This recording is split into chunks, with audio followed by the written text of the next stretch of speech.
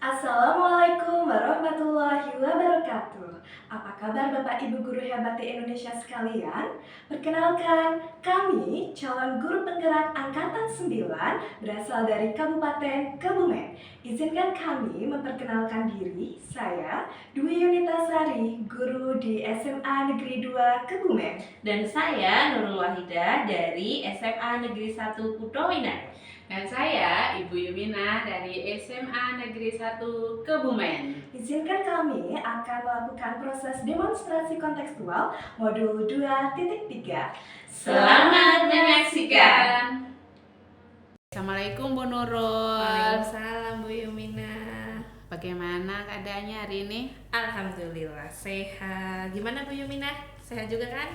Oke Bu Nurul. Ini kan sesuai rencana Bu Nurul kan mau melakukan coaching ya. Betul. Jadi saya akan mencoba untuk mengingatkan Bu Nurul saja bahwa dalam melakukan coaching itu nanti ada kriteria yang harus Bu Nurul ingat ya. Baik. Nah, salah satunya adalah Bu Nurul harus mencoba jadi pendengar yang aktif. Ya. Yang kedua, Bu Nurul itu berupaya untuk membuat atau menyajikan dengan pertanyaan berbobot. Syukur pertanyaannya itu pertanyaan terbuka. Ya. Nah, sehingga nanti dari pertanyaannya Bu Nurul yang ketiga itu adalah Bu Nurul berupaya untuk memberdayakan koci. Gitu ya Bu Nurul. Iya. Nah, 3 itu yang harus Bu Nurul ingat ya. Nah, selanjutnya selain dari 3 kriteria itu ada lagi yang harus Bu Nurul pedomani untuk melakukan coaching ya. Nah, yang harus dipedomani itu apa? Yang pertama itu Bu Nurul harus asas kemitraan. Jadi Bu Nurul harus memposisikan diri itu adalah setara dengan coaching. Jadi tidak ada aku coaching lebih tinggi, kamu coaching lebih pendek. Tidak, setara. Itu yang pertama yang harus dipedomani ya Bu Nurul. Yang kedua adalah proses kreatifnya. Jadi kreatifnya itu bagaimana? Bagaimana Bu Nurul itu bisa memancing coaching itu bisa berpikir untuk mengatasi masalahnya sendiri. Jadi Bu Nurul harus yang lebih aktif daripada coachingnya. Yang ketiga adalah Bu Nurul berpedoman bagaimana memaksimalkan coaching. Nah, bagaimana coaching ini biar maksimal potensinya itu tidak lain tergantung dari pertanyaannya Bu Nurul. Iya. Oke. Gitu ya Bu Nurul. Iya, Oke, siap. bisa dipahami? Siap, paham. Oke. Insyaallah. Nah, selanjutnya gini, dari yang tadi saya sudah sampaikan Bu Nurul, kira-kira kompetensi yang mana yang akan Ibu kembangkan? Ya. Jadi rencananya pada saat nanti saya coaching gitu ya Bu, kompetensi yang akan saya kembangkan itu adalah kehadiran penuh. Karena dengan kehadiran penuh itu membuat saya jadi aktif gitu tentunya ya. Kemudian yang kedua adalah saya berupaya memberikan pertanyaan yang berbobot. Oke, siap. Oke, kalau sampainya dari 2 itu Bu Nurul suruh pilih lebih spesifik, Bu Nurul lebih mengutamakan yang mana? Kalau dari 2 sebenarnya ada 3 ya Bu. Iya. Nah dari 3 saya milih 2 tadi gitu. Oh gitu. Iya. Berarti 2 yang ingin dicapai ya Bu Nurul. Betul. Oke, jadi yang akan Ibu Nurul ambil itu adalah sebagai pendengar aktif dan yang kedua berupaya dengan kehadiran penuh gitu ya. Oke. Nah, terus sekarang Bu Nurul untuk mencapai kedua itu indikator yang akan Bu Nurul jadikan pedoman bahwa kompetensi itu sudah tercapai, indikatornya apa saja? Jadi indikator ketercapaian dari tujuan pengembangan nanti yang saya inginkan itu yang pertama adalah munculnya rasa nyaman Bu antara saya gitu ya sebagai coach dan coachee gitu ketika saat berdiskusi. Kemudian yang kedua adalah munculnya ide-ide kreatif, ide-ide brilian dari si Koci ini untuk menyelesaikan permasalahannya. Itu sih Bu. Dua itu. Oke, kayaknya Bu Nurul sudah siap banget ini ya untuk melakukan coaching ya. Insya Allah sudah siap Ibu. Semoga diskusi ini tadi menambah refresh lagi apa-apa yang butuh dipersiapkan dalam melakukan coaching. Siap, gitu ya. Iya, Oke, Ibu. semoga nanti acara coachingnya lancar dan sama-sama bisa menemukan solusi yang terbaik. Amin. Begitu ya Bu Nurul. Terima kasih ya Bu Yu. Oke, silakan dilanjutkan untuk Baik, coachingnya. terima kasih waktunya. Permisi Bu. Silakan Bu Halo, Dewi. Oh ini yang mau jadi coachingnya? Iya. Oke, silakan bisa ngobrol bersama. Makasih Bu. Gimana kabarnya Bu Dewi? Alhamdulillah ini Bu Nurul agak pusing sih. Kayaknya kelihatannya agak-agak ada masalah gitu ya Bu ya. Makanya saya ketemu Bu Nurul. Iya, kita kan udah atur waktunya ya Bu. Baik, langsung aja Bu. Saya penasaran nih, apa sih permasalahan yang Bu Dwi sedang alami gitu, atau ada masalah apa nih gitu? Iya Bu, jadi saya ingin curhat nih Bu Nurul. Baik. Kemarin saya itu kurang lebih masalahnya adalah saya mendapat teguran. Sebenarnya tidak hanya saya dan juga guru bahasa lain itu mendapat teguran karena kami jarang memanfaatkan fasilitas lab bahasa Bu oleh kepala sekolah. Dan itu cukup mengganggu pikiran saya sih. Jadi dapat teguran dari kepala sekolah gitu ya Bu. Iya. Boleh menceritakan lebih detailnya Bu? Itu tegurannya seperti apa? Kenapa gitu Bu? Oke, saya ceritain lebih detail ya Bu Iya, ya. ceritakan lebih detail. Jadi pada saat setelah supervisi, beliau itu sempat ngobrol sama saya dan rekan guru bahasa lainnya. Kenapa kami itu jarang memanfaatkan sekali lab bahasa yang notabene sudah disiapkan, tapi Bu, beliau itu tidak terlalu memahami permasalahan yang ada di lapangan karena memang dulu kami pernah menggunakannya, tapi untuk sekarang itu banyak sekali perangkat yang rusak Bu. Jadi efektivitas pembelajarannya tidak maksimal dan juga memakan banyak waktu ketika kita mau mengaktifkan semua perangkat komputer dan juga audio yang ada di sana. Oh begitu ya Bu, baik.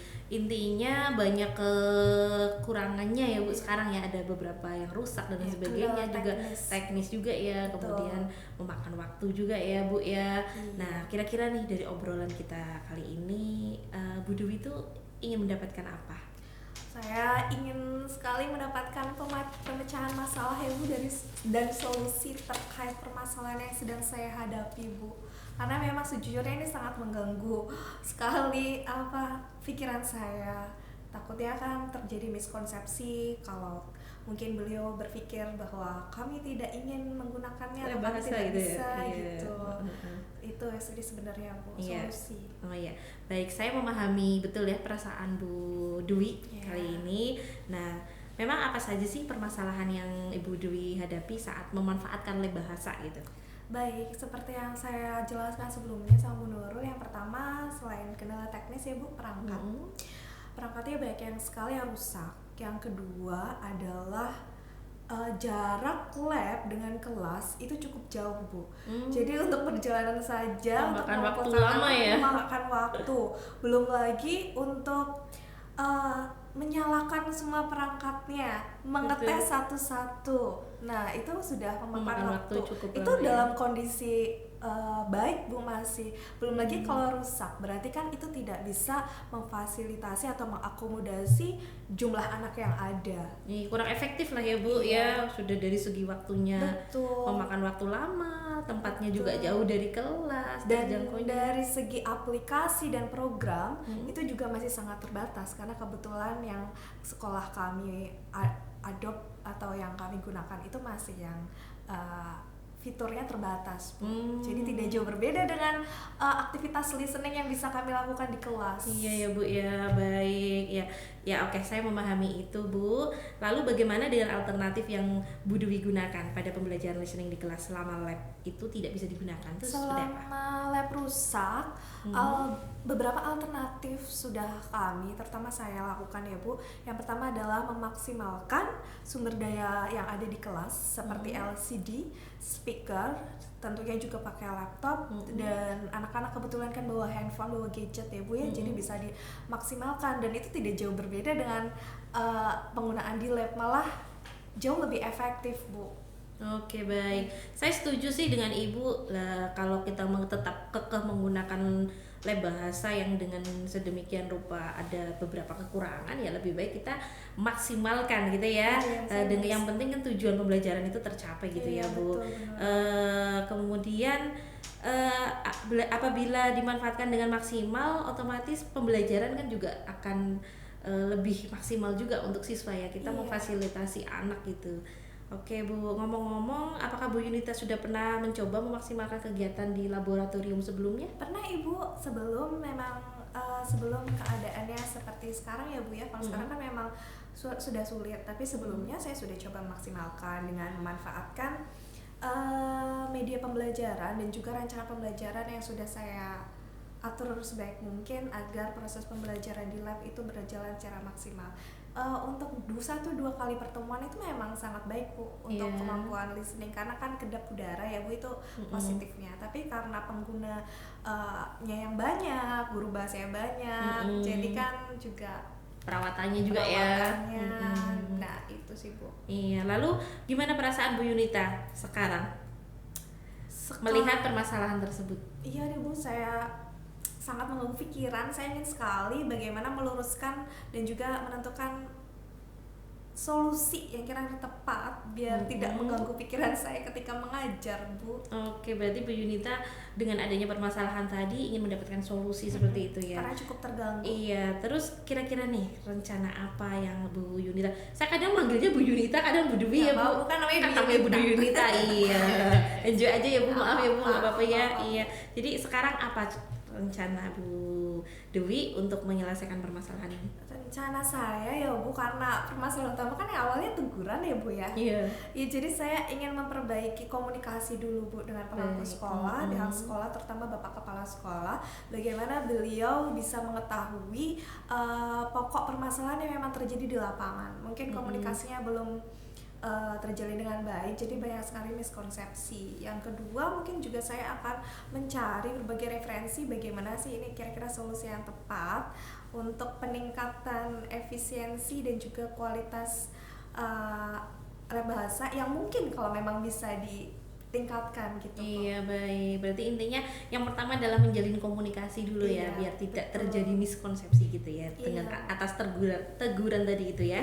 Kemudian itu ide yang bagus ya Bu Dewi. Nah sementara itu nih, bagaimana dengan strategi alternatif untuk keadaan sekarang sebelum ada perbaikan? Iya, karena memang lab bahasa kan tidak rusak total ya Bu ya, masih bisa dimanfaatkan. Jadi salah satunya saya akan membuat suatu proposal mungkin ya Bu ya, karena tidak bisa digunakan untuk skala besar. Mungkin saya bisa maksimalkan di berbagai kegiatan seperti ekstrakurikuler English Club, kan jumlahnya tidak banyak ya. Jadi saya bisa membuat proposal kegiatan yang mungkin Bapak Kepala Sekolah bisa review, lihat. Dan betul. Juga untuk pembelajaran di kelas, saya tentu masih akan memaksimalkan sumber daya dan prasarana yang ada. Jadi keduanya akan tetap berjalan dengan disesuaikan dengan rancangan pembelajaran atau modul ajar yang sesuai dengan praktek listening Bu. Oke, itu ide yang bagus sekali Bu Dewi ya. Berarti dengan pembuatan proposal ya utamanya ya.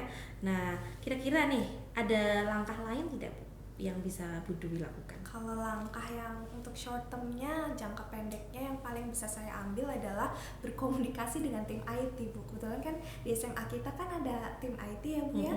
Mungkin beliau yang jauh lebih paham tentang seputar permasalahan teknikal, terutama komputer. Jadi saya ingin berdiskusi dengan tim IT, berkolaborasi. Siapa tahu ini ternyata ini bisa dimaksimalkan, ini bisa diperbaiki, lebih efisiensi, lebih cepat seperti itu Bu.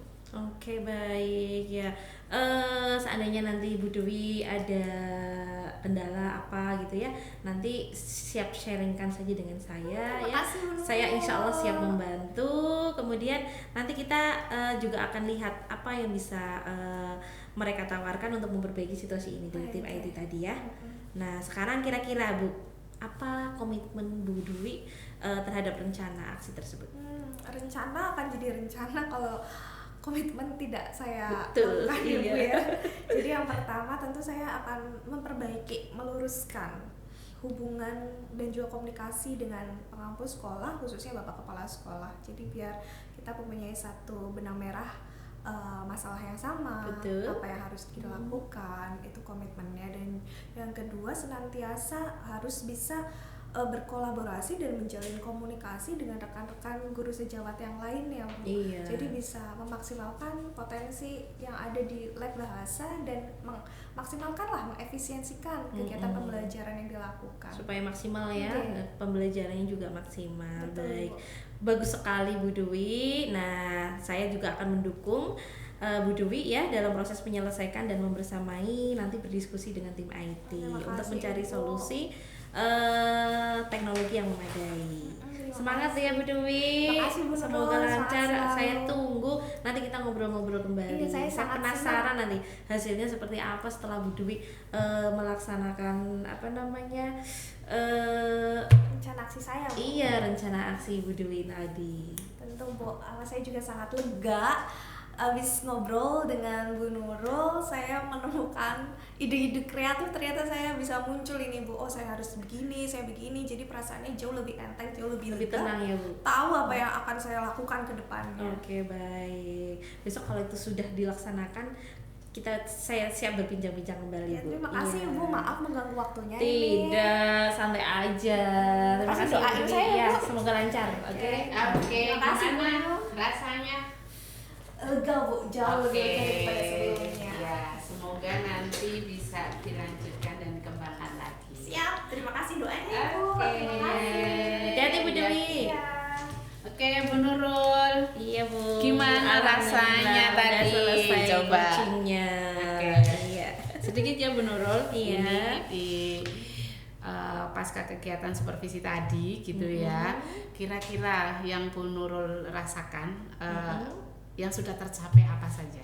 Ya, jadi alhamdulillah saya sudah menggunakan alur tirta ya Bu, kemudian juga menggali potensi dari Koci untuk menyelesaikan permasalahannya tadi Bu. Oke, selamat ya Bu Nurul ya. Iya. Oke, alhamdulillah Bu Nurul sudah berhasil untuk melakukan coaching tadi.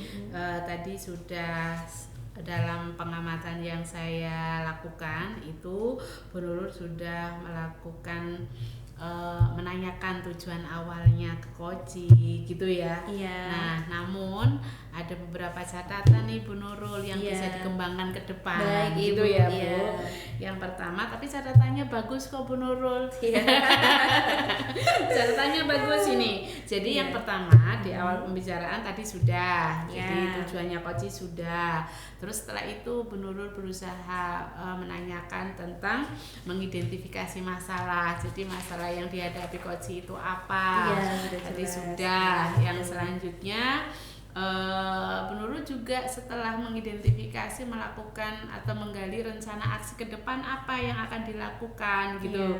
Dan pertanyaannya sangat terbuka sekali itu tadi, Iya. sehingga Koci terpancing juga Terpancing untuk bisa menjawab ya. menjawab. Iya. Oke. Dan yang selanjutnya Ibu juga sudah mengarahkan untuk Koci ini menemukan rasa tanggung jawab dan komitmennya. Iya. Karena salah satunya tadi pernyataannya ya rencana kalau tidak komitmen dilakukan ya tidak akan Iya, tidak ada hasilnya, aksinya kan gitu ya. Betul, iya. Dan yang berikutnya Ibu sudah fokus. Jadi dalam tadi melakukan coaching itu sudah fokus, Ibu juga sudah aktif. Gitu ya Bu Nurul. Terima kasih Bu Selamat Bu Nurul sudah Ya. melakukan coaching dengan baik. Alhamdulillah berkat Semoga- tadi Ibu ingatkan juga kan prinsip-prinsip coaching dan juga rubrik penilaiannya tadi di Oke, depan. semoga nanti ke depan bisa melakukan coaching yang lebih bagus lagi, Insya lebih Allah, siap. menerapkan alur ceritanya lebih terbuka lagi. Iya. Begitu ya. Iya, siap. Semoga ke depan bisa jadi coach yang sangat luar biasa. Amin amin. Terima kasih waktunya ya Bu Yu. Oke.